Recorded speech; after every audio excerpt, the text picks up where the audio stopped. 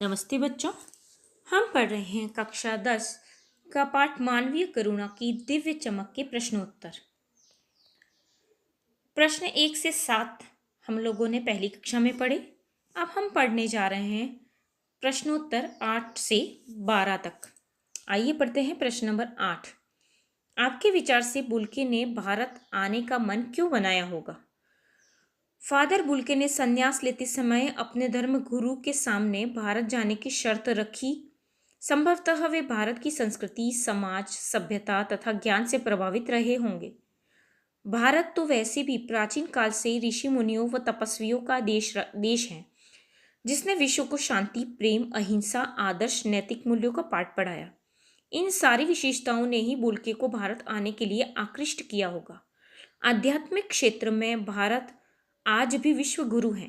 वह संपूर्ण संसार को विश्व कल्याण का संदेश देने वाला है। इन सभी कारणों से बुल्के ने भारत आने का निर्णय लिया होगा। प्रश्न नंबर 9। बहुत सुंदर है मेरी जन्मभूमि रेम्स चैपल। इस पंक्ति में फादर बुल्के की अपनी जन्मभूमि के प्रति कौन सी विशेषताएं अभिव्यक्त होती हैं? आप अपनी जन्मभूमि के बारे में क्या सोचते हैं?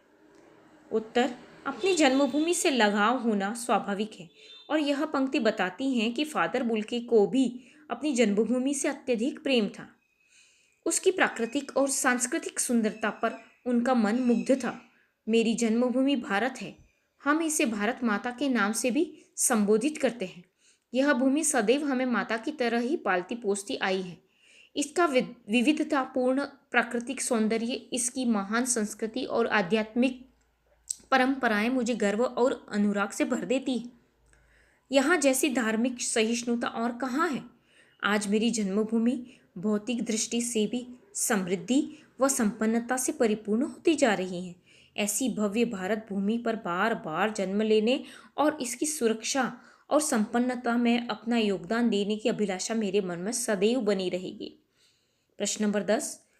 मेरा देश विषय पर 100 शब्दों में अनुच्छेद लिखिए। प्रस्तुत प्रश्न छात्र स्वयं करें। प्रश्न नंबर 11।